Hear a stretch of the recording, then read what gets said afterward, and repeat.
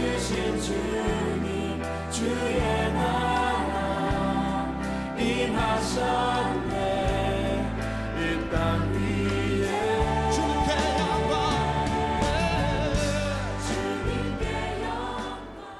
사람이 살아가는 보면 두 가지 유형이 있습니다. 하나는 처음은 잘 사는데 잘 달려가는데 인생의 마지막이 부끄러운 퇴장이 있는 사람이 있는가 하면, 처음은 인생이 너무 고달프고 고난의 세월을 살다가 그 마지막이 빛나는 승리로 장식하는 그런 두 가지 유형의 사람이 있습니다. 오늘 본문 우리가 같이 읽은 야곱이라는 사람은 후자의 경우입니다. 그러니까 처음에는 부끄러운 신앙인의 모습을 보이다가 인생 후반에 가까울수록 그는 아주 놀랍게 하나님의 놀라운 역사로 변화를 받아 마지막은 인생의 마지막 종착점에서 장엄한 승리를 한 사람이 바로 야곱입니다. 어쩌면 우리 모두는 이 장엄한 마지막을 정식하는 야곱을 닮고 싶지 않으십니까? 오늘은 이 말씀을 통해서 그 야곱의 믿음을 배우고자 합니다. 이스라엘의 대표적인 인물 그러면 아브라함, 이삭, 야곱입니다. 그래서 지난 시간까지 아브라함과 이삭, 늘 이스라엘 사람들이 아브라함의 하나님, 이삭의 하나님, 그리고 세 번째 야곱의 하나님이라고 그렇게 고백한 것처럼 우리는 야곱의 믿음은 어떤 믿음이었을까 하는 것을 살펴보고자 하는 것입니다. 모든 사람이 한 인생을 한 줄로 표현하기란 참 어렵습니다. 모든 사람들은 어찌 보면 그가 어떤 모습으로 살았든 장편 소설 5권 이상의 인생을 다 삽니다. 다 사연이 있고 구구절절 다 문제가 있고 다 아름다운 이야기도 있고 어려운 이야기도 있고 장편 소설 5권 이상짜리의 다 인생이에요. 그런데 어찌 우리가 이 야곱의 이야기를 통해서 어떻게 한 줄로 한 시간으로 이야기할 수 있겠습니까? 특별히 야곱이라는 사람은 성경에 나타난 인물 가운데 제일 파란만장한 세월을 산 사람입니다. 그래서 여러분, 이 창세기가 50장으로 이루어졌는데 그의 파란만장 인생이 얼마나 길었길래 창세기 50장 가운데 절반에 이르도록 기록이 있는 것이 바로 야곱입니다. 그만큼 파란만장했어요.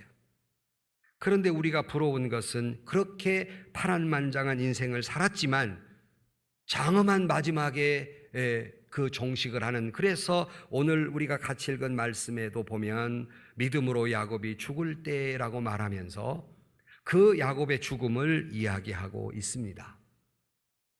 사실은 야곱이라는 인물은 인간이 가지고 있는 장점이 아니라 약점이란 약점은 다 가지고 있는 사람입니다.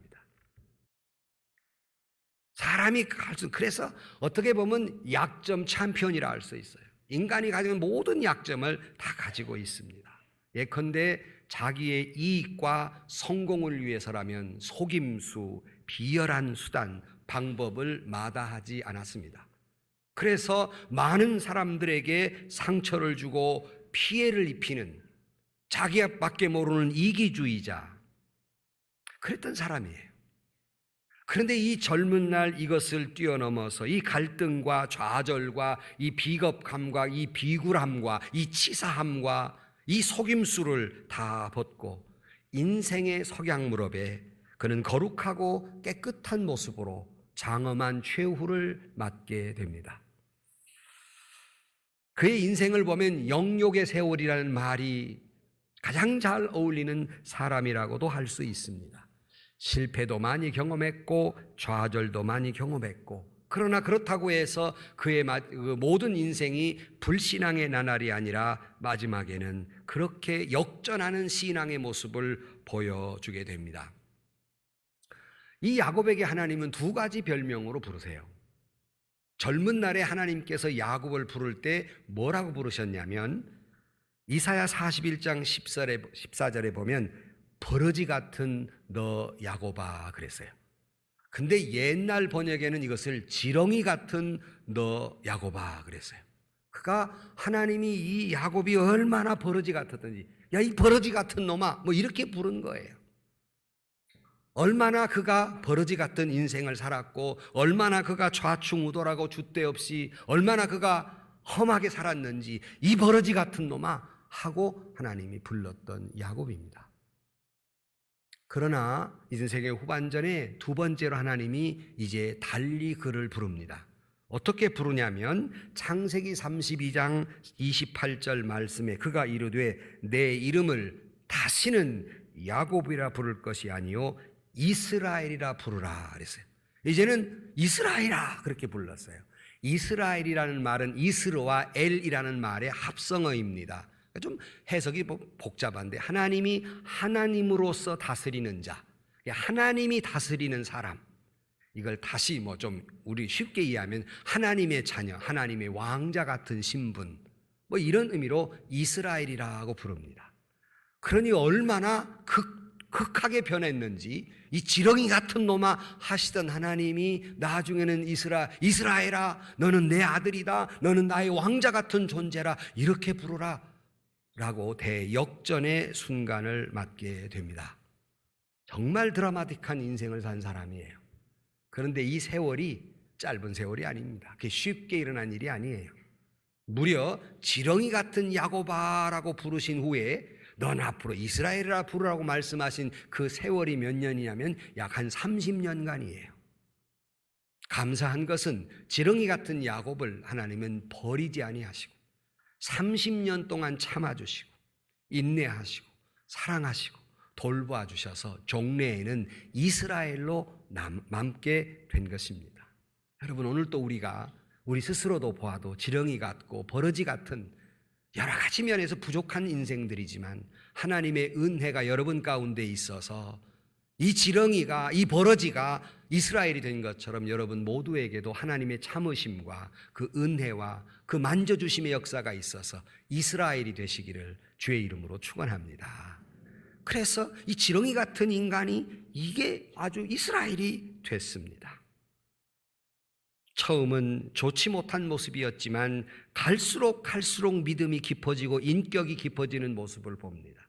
어떤 사람은 믿음의 처음 시작은 그럴 듯 시작하는데 갈수록 믿음을 잃어버리는 사람이 있는가 하면 어떤 사람은 처음은 좀 부족하지만 갈수록 믿음이 깊어지는 사람들이 있어요. 야곱은 후자의 경우예요. 처음에는 정말 젊어서는 정말로 부족했는데 늙어 갈수록 죽음이 더욱 임박할수록 날이 갈수록 온전한 믿음, 성화된 신앙을 갖게 됩니다. 저와 여러분 모두가 뉘라서 하나님 앞에 자랑할 만한 믿음이겠습니까? 다 부족하지요. 인격적으로도 그렇고 신앙적으로 그렇고 부족하지만 우리 모두에게도 하나님의 은혜가 여러분 가운데 함께함으로 말미암아서 종래에 우리의 최후의 죽음이 내 마지막을 장식할 때 야곱처럼 온전한 신앙 인격을 갖는 저와 여러분들이 되시기를 주의 이름으로 축원합니다. 그래서 오늘 제목을 믿음으로 죽음을 맞이한 야곱 그랬어요. 이 제목을 딱 잡으니까 우리 부목사님들이 아이고 목사님 이 제목으로 어떻게 설교하시려고 그래요. 별로 좋은 제목이 아니거든요. 그러나 이 도대체가 믿음으로 야곱은 어떻게 최후를 장식했을까? 야곱의 이야기는요, 글쎄 창세기에 반절을 차지할 만큼 많은 이야기가 있어서 다 이야기할 수가 없어요. 그러나 오늘 본문이 말하고 있는 야곱의 최후의 모습을 보면서 그 믿음을 우리가 보고 그 믿음을 닮아가는 저와 여러분들이 되시기를 축복합니다. 첫째로 그가 죽었다는 말이 나오는데 21절을 다시 보시면 믿음으로 야곱은 죽을 때 그랬어요. 이 말이 함유하고 있는 첫 번째 뜻, 야곱은 죽을 때 믿음을 가진 사람이었습니다. 그게 당연한 것 같지만 조금 전에 말씀드렸지요. 혹자는 믿음으로 살다가 불신앙으로 최후를 갖는가 하면 혹자는 부족한 믿음을 가졌지만 아름다운 믿음으로 최후를 장식한 것처럼 야곱은 젊을 때는 부족한 인간이었지만 마지막은 믿음으로 죽음을 맞이한 사람. 그 위대함이 있어요. 저와 여러분에게도 믿음으로 죽음을 맞이할 수 있는 저와 여러분들이 되시기를 주의 이름으로 축복합니다. 성서학자 아더 핑크스는 야곱의 생애를 가르쳐서 이렇게 말합니다. 안개 낀 아침에 안개를 헤치고 떠오르는 태양 같았다. 처음은 안개가 자욱한 신앙이었는데 그 마지막은 마치 떠오르는 태양과 같이 그렇게 장중했다는 말입니다. 야곱은 그의 고백처럼 험악한 세월을 산 사람이요, 파란만장한 세월을 산 사람이요, 실패와 실수를 거듭한 사람이지만 이것을 뛰어넘고 마침내 승리한 사람. 그러니까 야곱을 보면요, 정말로 인간이 가지고 있는 비열함은 다 가지고 있어요. 거짓말장이 수단과 방법을 가리지 않고 아버지까지 속이고 부모까지 속이면서 오직 자신만을 위해서 아주 자기중심적으로 이런 아주 대표적인 현대인의 모습과 같은 그러한 영적 상태에 있던 사람이 옛사람을 버리고 새로운 피조물, 영에 속한 사람, 하늘에 속한 사람 이스라엘로 임종을 맞이했습니다. 이것은 그리 쉬운 일이 아닙니다. 그래서 믿음의 이 영웅들에 대한 이야기 속에 당당하게 그가 믿음으로 죽을 때라고 이야기합니다.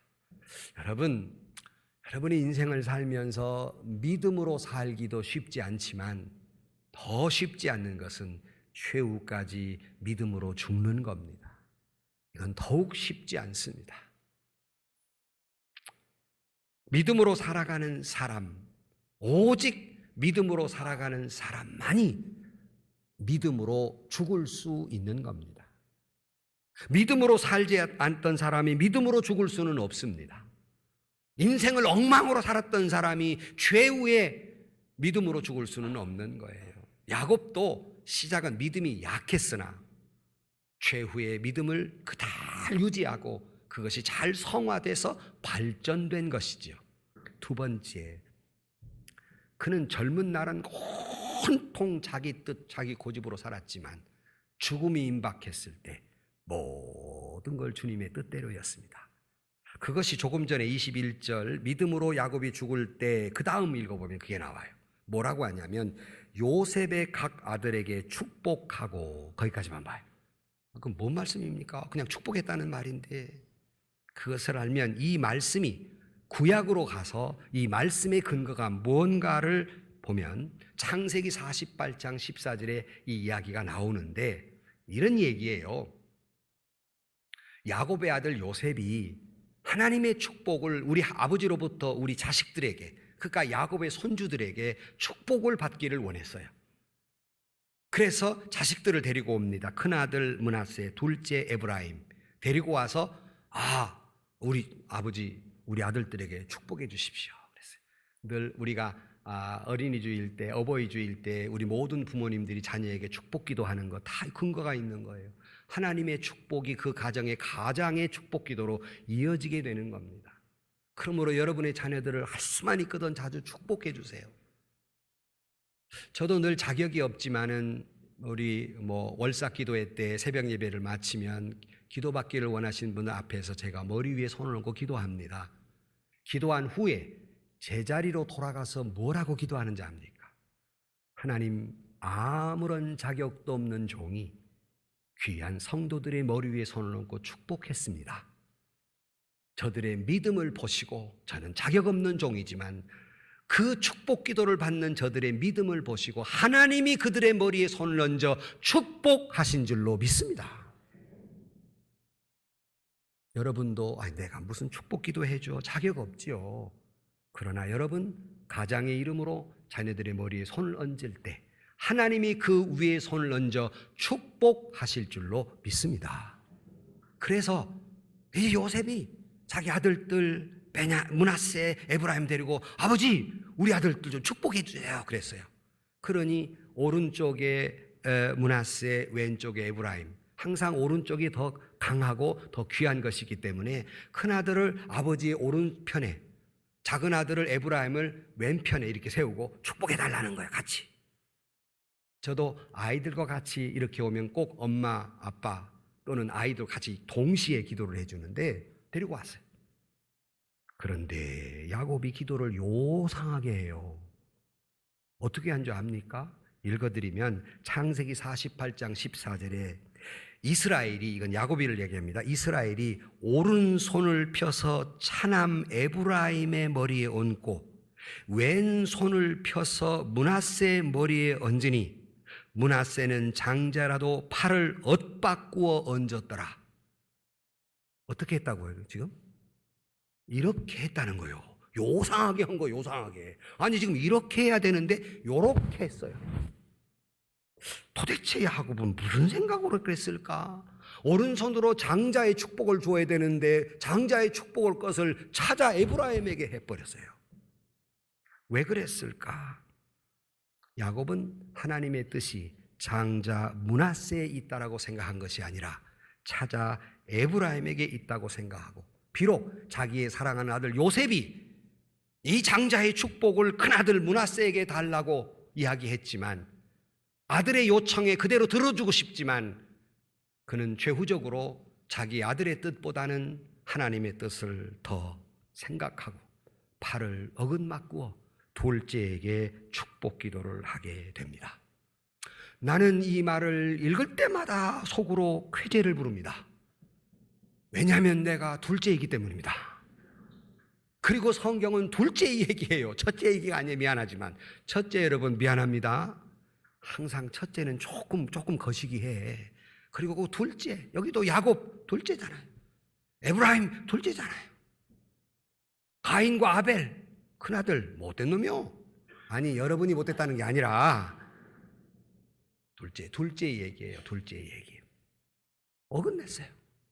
중요한 것은 첫째네 둘째네가 아니라 적어도 야곱은 최후의 마지막은 하나님의 뜻이 무엇이냐가 더 중요했어요. 아들의 뜻보다, 자기의 뜻보다 하나님의 뜻이 무엇이냐는 거예요. 여러분 신앙생활 하다 보면 가장 위대한 일이 있다면 그것은 하나님의 뜻을 분별하는 겁니다. 무엇이 하나님의 뜻일까? 그리고 거기에 순종하는 것이 가장 위대한 일이에요. 그러므로 우리는 살면서 우리가 하나님께서 우리를 마지막 하나님이 하늘나라에 부르실 때 하늘나라에 우리에게 묻는 게 무엇일까? 너 세상에 살다가 얼마나 위대한 일을 해왔냐? 이건 묻기보다는 너는 얼마나 내 뜻 가운데 살았느냐를 물으실 겁니다. 그러나 야곱은 그 전자가 뭐예요? 아주 욕심장이고 아주 사기꾼이고 속이는 자고, 자기의 뜻이라면 그저 하나님도 속이고 자기 아버지도 속여가면서 살았던 사람이 야곱입니다. 그러나 인생의 노년에 또 늙어서 더군다나 환도뼈를 하나님께 얻어맞아 절름발이가 돼서 아무 힘이 없을 때 비로소요 하나님을 의지하고 하나님의 뜻대로 살아야 한다는 사실을 알게 됩니다. 어떻게 하나님의 뜻마저 거역하면서 자기 생각이나 자기 상식이나 자기의 이치에 맞도록 살려고 했던 그가 자기의 뜻을 완전히 하나님의 뜻에 복종시키고 있다는 말씀입니다. 말씀드린 대로 어디 야곱이 자기 뜻을 굽힌 적이 있습니까? 사기를 쳐서라도 제 뜻대로 살려고 했습니다. 그러나 인생을 살아보니 내 뜻대로 사라지는 것이 아니라 하나님 뜻대로 사라지는 것이라는 걸 깨닫게 됩니다. 우리는 주기도문에서 예수님께서 가르쳐 주신 기도 가운데 뭐라고 합니까? 뜻이 하늘에서 이루어진 것 같이 땅에서도 이루어지단 말은 뜻이 땅의 뜻이 아니라 하늘의 뜻대로 이 땅에 이루어지기를 기도하라는 말씀이고, 예수님도 마지막 최후 십자가를 질 때 주여 나의 원대로 마옵시고 아버지의 원대로 하옵소서, 이것이 믿음이고 이것이 기도입니다. 이것이 믿음의 능력이고 이것이 응답받는 기도의 비결입니다. 내 뜻을 꺾고 하나님 뜻에 순종할 때 여러분의 기도는 응답될 것입니다. 그러나 하나님의 뜻이 어딘지 뻔히 알면서도 굳이 하나님 앞에 거꾸로 기도하는 것은 응답받지 못합니다. 기도의 능력도 없습니다. 믿음의 능력도 역사되지 않습니다. 믿음이란 하나님의 뜻이 무엇인지를 구별해서 내 뜻을 꺾는 것입니다. 내 뜻과 하나님의 뜻이 다를 때 내 뜻을 꺾는 것이 믿음이며, 내 뜻과 하나님의 뜻이 다를 때 내 뜻을 꺾기 위해서 기도하는 것입니다. 사랑하는 성도 여러분, 하나님 뜻 앞에 여러분 자신의 뜻을 꺾고 여러분의 생각을 꺾고 능력 있는 믿음의 소유자, 능력 있는 기도의 소유자, 능력 있는 신앙인들이 되시기를 주의 이름으로 축원합니다.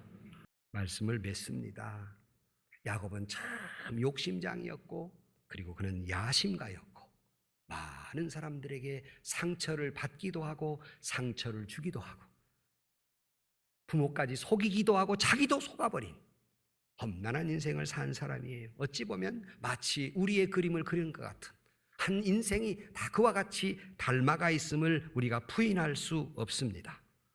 그러나 그의 최후의 순간 하나님에 떠나서는 살 수 없다고 하는 하나님의 뜻만을 이루어 살아가야 한다고 하는 그 믿음을 가졌기에 그 자녀에게 너는 하나님의 뜻대로 가나안으로 돌아가야 한다고 말했을 때 맹세하며 그렇게 하겠습니다. 그러니 놀랍게 주님께 예배하고 찬양을 하고 숨을 거두게 되는데 저와 여러분도 내 자녀들에게 인생을 살다 보니 내가 내 마음대로 내 욕심대로 되는 것이 아니더라. 너들 믿음으로 살아라. 하나님의 뜻 가운데 살으라고 여러분이 말씀했을 때 여러분의 자녀들이 예, 그러하겠습니다. 맹세할 수 있는 여러분 가정, 여러분 가문이 되시기를 주의 이름으로 축원합니다. 거기에 감격해서 하나님을 찬양했던 거예요. 그의 최후의 모습이에요. 다 우리 부러운 모습이에요. 다시 묻습니다. 오늘 밤 하나님의 부름을 받는다면 과연 저와 여러분은 하늘나라에서 눈을 뜰 수 있겠습니까? 이제는 아까 배워가지고 아멘을 빨리 하네. 여러분 다 우리 믿음으로 살다가 믿음으로 부름받고 믿음으로 하늘나라 가서 천국 가서 만납시다. 지금 죽으라고 말해요. 난 조금 아직 좀 살아야 되니까. 나중에 죽은 다음에 참 부럽습니다. 우리가 가져야 할 신앙입니다. 그는 복받는 방법마저도 속여가면서 살았지만 죽음이 임박했을 때 내세에 대한 소망, 신실한 믿음 좋은 자녀를 두었습니다. 마지막까지 경배했습니다. 여러분, 늙는다고 하는 건 추한 것이 아니에요. 잘 완숙해 가는 것이죠. 그래서 한 가수의 나는 노래를 좋아합니다. 우리는 늙어가는 것이 아니라 어떻게 알아? 찬송만 불러야 되는데 우리는 늙어가는 것이 아니라 익어가는 것이다. 그것이 인생살이만 그것이 아니라 여러분의 신앙도 늙어가는 것이 아니라 익어가시기를 주의 이름으로 축원합니다. 여러분의 신앙 인격도 늙어가는 것이 아니라 익어가기를 주의 이름으로 축원합니다. 나는 요즘 제일 싫어하는 노래, 근데 여러분들이 제일 좋아하는 노래 뭔지 압니까? 내 나이가 어때서 이러는 거예요. 나는 그런 노래 부르는 사람 보면 그게 좋게 보이니까 발악을 한다. 발악을 해. 발악을 하는 모습이에요. 내 나이가 어때서가 아니라 여러분 사랑이 딱 좋은 나이인데가 아니라 믿음으로 살기 딱 좋은 나이. 내 나이가 어때서만 부르지 말고 믿음으로 살기 딱 좋은 나이. 바로 이것이 마지막까지의 인생입니다. 바라기는 우리 모든 교우들이 내 인생의 마지막 결산의 계절 10월달 좋은 계절에 이 말씀을 다시 한번 새기면서 내 인생의 결산은 어떠할 것인가를 생각하고 믿음으로 죽음을 맞이하냐고 저나 여러분이나 최후 순간까지 믿음으로 죽음을 맞이하고 정말 하나님의 뜻대로 살고 마지막 자녀들도 예 그러하겠습니다 고백을 받고 주께 영광을 드리며 예배하며 하나님 나라에 갈 수 있는 저와 여러분들이 되시기를 주의 이름으로 축원합니다. 생명의 말